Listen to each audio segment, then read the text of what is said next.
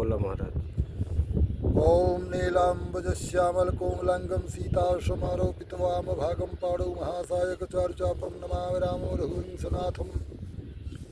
बुद्धिहीनतनुजानिके सुमिरौ पवनकुमार बलविद्यादे मोहि हरहु कलेश विकार। बोलिए श्यापति रामचंद्र की जय, उमापति महादेव की जय, पवन सुत हनुमान की जय, भक्त प्रहलाद की जय। प्रिय सज्जनों में सनातन धर्म सम्राट देवर्षि संत विमलेश्वर गुरुकुल गुरु आश्रम हरिवत सदन अयोध्या का संत हूँ। वर्तमान समय में ग्राम सभा परानीपुर भागीरथी गंगा के पावन तट पर स्नान करने आया हूँ। होलिका का पावन पर्व है, चंद्र ग्रहण भी है। आज रात्रि में 1:10 के बाद 2:20 तक होलिका दहन का मुहूर्त था, लेकिन हमारे विद्युत समाज ने अनेक मत अपने अपने पेश किए हैं। और उसके बाद आज का दिन है मानव समाज को भक्त प्रहलाद की संस्कृति संस्कार दिनचर्या का पूरा अमल करना चाहिए। आज होली का जो उत्सव है सत्यमेव जयते का उत्सव है। इस संसार में जो धर्म न्याय प्रिय होकर के अध्यात्म जगत में प्रेम श्रद्धा विश्वास का चिराग जला करके हरि का भजन करता है, उसकी भक्त प्रहलाद की तरह जान माल की रक्षा होती है। क्योंकि धर्मो रक्षते रक्षितः, जो अपने धर्म की एक बार रक्षा करता है धर्म उसकी अनंत बार रक्षा करता है। यह तो धर्म ततो जय। लेकिन आज सनातन धर्म का जो चिराग है वो 4 दिशाओं में जलता है, चारों शंकराचार्य के माध्यम से जलता है।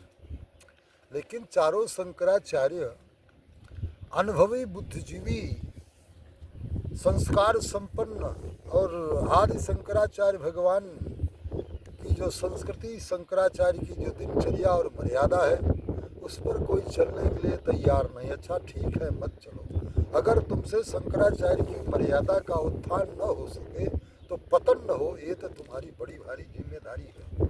और यदि पतन हो रहा है तब तो तुम सीधे साक्षात कालनेमी ही हो। अब जब से शंकराचार्य भगवान की मर्यादा संस्कृति और परंपरा का संचालन हुआ तब से आज तक सबसे घटिया ही और सबसे निर्कृष्ट शंकराचार्य तो मुक्तेश्वरानंद ही हुए।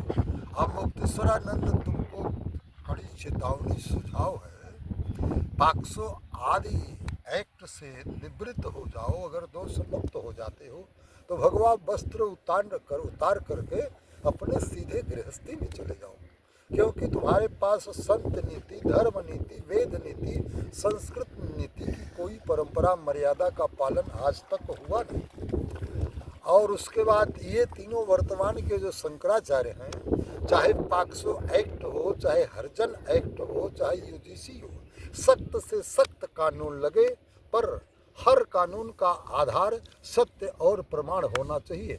आँख मूंद कर धारा नहीं लगना चाहिए। पर ये सत्ता का मतवाला योगी और मोदी, अमित शाह भारतीय जनता पार्टी की ऐसी जड़ उखाड़ रहे हैं कि इन लोगों के बाद कभी जब तक सृष्टि चलेगी भारतीय जनता पार्टी का न कोई विधायक संसद कभी जीतेगा न कभी सत्ता में आएगा। इन लोगों की दिनचर्या कारनामा ये है। रही बात योगी की, योगी आओ, योगी को या कोई भी वस्त्रधारी भगवा वस्त्रधारी चुनाव लड़ता है तो संत नीति वेद नीति का अतिक्रमण करता है और अपने इष्ट का अपमान करता है, महंत अखाड़े का जो है मर्यादा का हनन करता है। और योगी तुम बड़े भारी सूरवीर तो हो, पर आज के लगभग 6-7 वर्ष पहले केशव मौर्य के अथक प्रयास कठिन परिश्रम से जब स्पष्ट बहुमत में भारतीय जनता पार्टी आई, तब आपको लोकसभा संसद सदस्य पद को छोड़कर मुख्यमंत्री बनने की क्या जरूरत थी। पर अमित शाह और मोदी वगैरह ने जैसे नेता और तवाइफ किसी के नहीं होते, उसी तरह से जो है हंस बकुला कौआ कोयल में अंतर है। तुम्हें सत्ता की ऐसी लोलुपता आई थी राष्ट्र की तरह, जब तुमको कहा गया कि उत्तर प्रदेश के मुख्यमंत्री बनो, तो तुमको क्या जरूरत थी? तुम जो है बड़े ही सौहार्दपूर्ण संस्कारों के माध्यम से तुम केशव मौर्य को ही मुख्यमंत्री बना देते, पर उसको हटा करके तुम मुख्यमंत्री बने हुए हो। ये संत नीति की और भारतीय संस्कृति का घोर अपमान है। इसलिए मैं अब अखिलेश यादव की बात करता हूँ। इस पृथ्वी पर भारत भूमि में सबसे घटिया नेता कौन आया? अखिलेश यादव। अपने बाप से समाजवादी पार्टी की राष्ट्रीय अध्यक्ष पद को छीन करके चुनाव आयोग से और स्वयं राष्ट्रीय अध्यक्ष बन गया समाजवादी पार्टी का। अपने बाप का भी साथ नहीं दिया। यानी अखिलेश का मतलब कंस का अवतार है। अब दूसरे नंबर पर बात, एक किटार एक मुलायम के ही सगे भाई थे, चचेरे भाई थे, जो भी सगे चाचा थे शिवपाल यादव। तेरे पैदा होने, अखिलेश के पैदा होने के पहले जो है शिवपाल जी समाजवादी पार्टी के नेता थे, बड़े बड़े पदों पर प्रदेश के मंत्रालय में रहे, लेकिन तो उनको मुख्यमंत्री नहीं बनाया। अपने बाप से पद छीन करके स्वयं मुख्यमंत्री बन गया। अब उसके बाद आइए राहुल गांधी को। जैसे रावण की माँ केकसी जो थी वो असुर कन्या थी, असुर कन्या के ब्लड से तपस्वी ब्राह्मण के वीर से जो पैदा हुआ वो ब्रह्म राक्षस हुआ।